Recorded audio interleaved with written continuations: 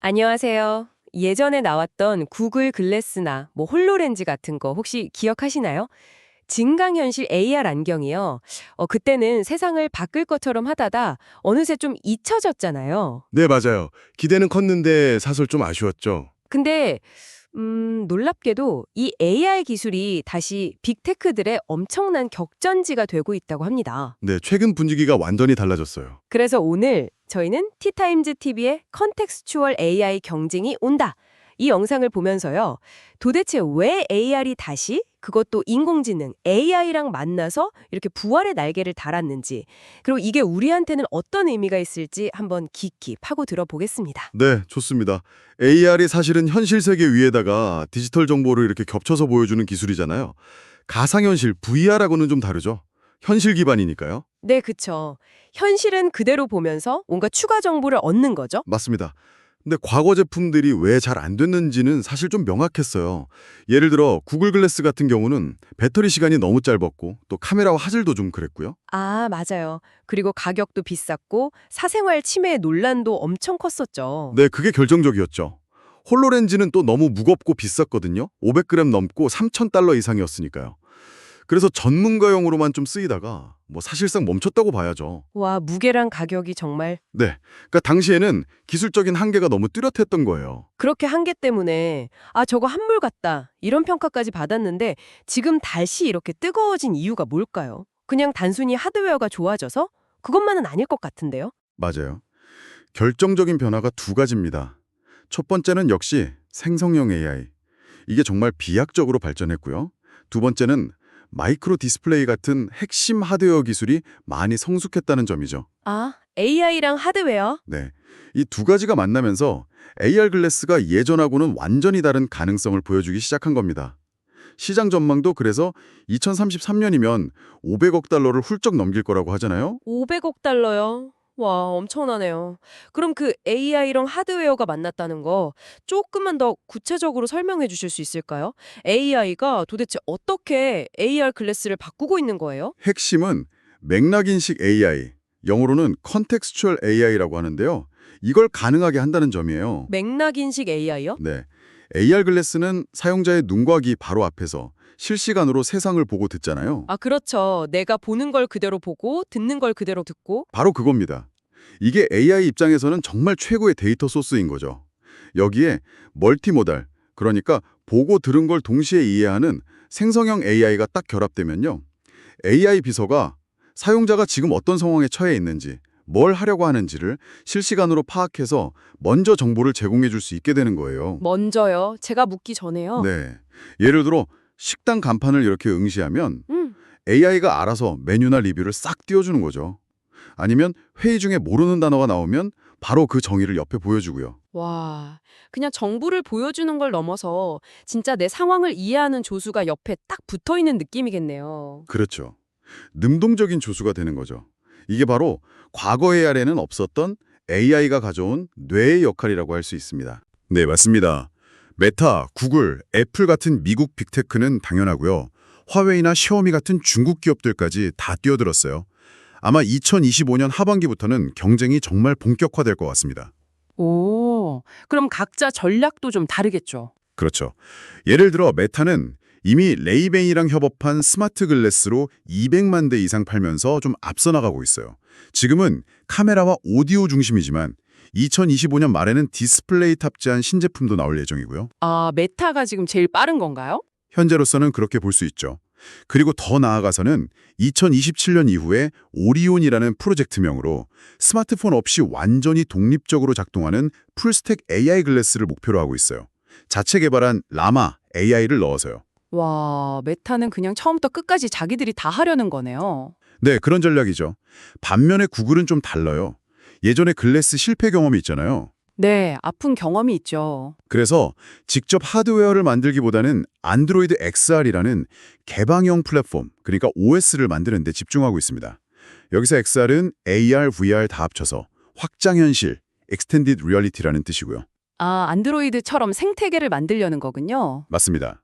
삼성하고는 기기랑 디스플레이, 퀄컴하고는 칩, 이렇게 협력해서 안드로이드 스마트폰처럼 생태계를 장악하려는 큰 그림을 그리고 있죠. 그럼 애플은요? 애플도 당연히 준비하고 있겠죠. 그럼요. 애플은 당장 제품 출시는 좀 늦을 것 같아요. 한 2027년 이후로 예상되는데 대신 자기들 강점인 생태계 통합에 집중하고 있습니다.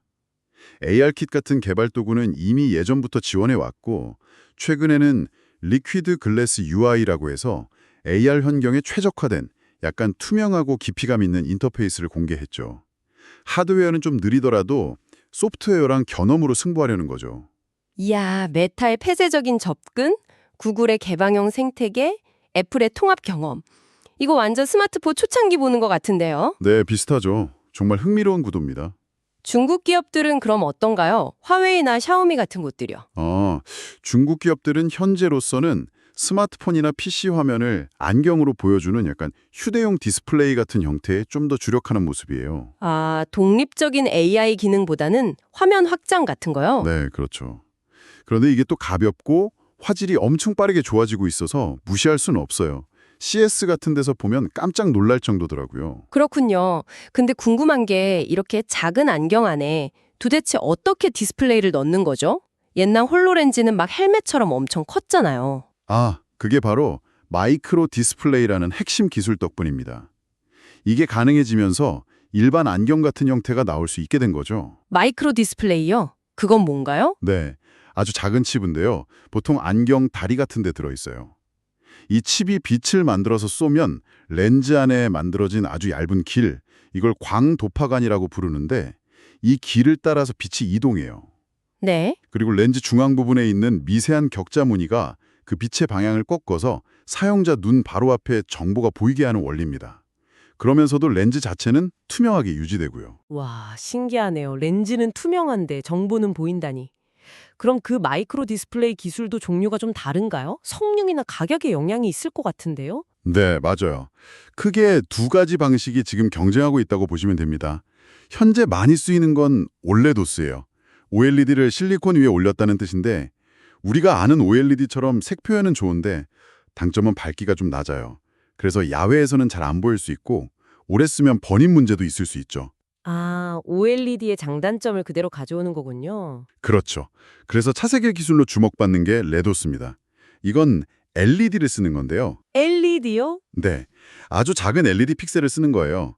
장점은 훨씬 밝고 수명도 길고 전력 효율도 좋다는 겁니다. 그러니까 야외에서도 잘 보이고 배터리도 오래 가겠죠. 와, 장점만 있는 것 같은데요? 근데 단점이 만들기가 정말 어렵고 비싸요. 수율 잡기가 너무 힘들어서요.